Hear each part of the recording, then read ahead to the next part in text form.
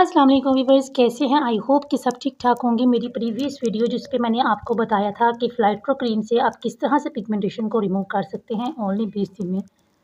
तो मैंने इसलिए बताया था कि मैंने 20 दिन के अंदर इसको यूज़ किया और मुझे बहुत अच्छे और बहुत ज़बरदस्त इसके रिज़ल्ट मिले थे। इसलिए मैंने आपको ये बताया था कि आप इसको यूज़ कर सकते हैं। लेकिन कुछ मेरी सिस्टर्स ने वीडियो में मुझे कमेंट किया है कि उनकी स्किन पे सूट नहीं कर रही या उनकी स्किन पील ऑफ हो रही है। तो मैं आपको बताती चलूँ कि पील ऑफ तो इसके साथ होती ही है, हल्की-सी होती है, इतनी ज़्यादा नहीं। तो इसका काम ही ये है कि आपकी स्किन को पील ऑफ करना, क्योंकि इसमें हाइड्रोक्विनोन भी है जो आपकी स्किन को जो है और बहुत ही ज़बरदस्त सा ये केमिकल है। इसको ज़्यादा क्वांटिटी में तो हम यूज़ कर ही नहीं सकते। तो मैंने आपको सारा तरीका बताया था कि कितना टाइम के लिए आपने इसको यूज़ करना है और कितनी क्वांटिटी में इसको यूज़ करना है। दूसरी बात ये कि इसके साथ आपने सन ब्लॉक लाज़मी यूज़ करना है, कोई सा भी जो आप करते हो। मैं ये वाला करती हूँ SPF 30।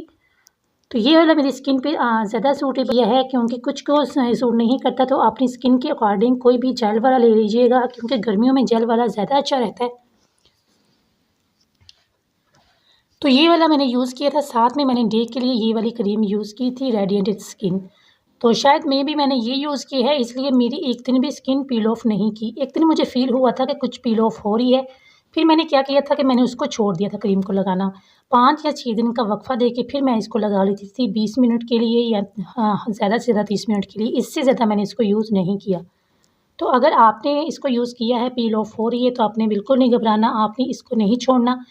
होता क्या है कि गर्मी बहुत ज़्यादा है, ये फ़िलाट्रो क्रीम जो है सेंसिटिव कर देती है स्किन को। तो इसके लिए जो ख़वातीन एसी वग़ैरह में रहती हैं उनके लिए तो मसला नहीं है, जो कुकिंग वग़ैरह नहीं करती। लेकिन जो मेरी बहनें एसी में भी नहीं रहती और कुकिंग भी करती हैं, उनके लिए ये बहुत डेंजरस भी मैं कह सकती हूँ, क्योंकि गर्मियों में इसको यूज़ करना बहुत मुश्किल भी है और स्किन को मेंटेन करना मुश्किल है। लेकिन ये है कि अगर आप सर्दियों में यूज़ करते हो या अगर आप एसी वग़ैरह में रहते हो, तो फिर आप कोई मसला नहीं है। तो हर घर में एसी तो नहीं होता, तो इसके लिए मैंने एक वीडियो बनाई थी अपना होममेड एसी, वो मैं यूज़ करती हूँ। जब मैं क्रीम को लगाती हूँ तो मुझे भी यही प्रॉब्लम होती है, क्योंकि मैं विलेज एरिया में रहती हूँ और यहाँ पे फिर पता है एटमॉस्फेयर का कितना मसला हो जाता है।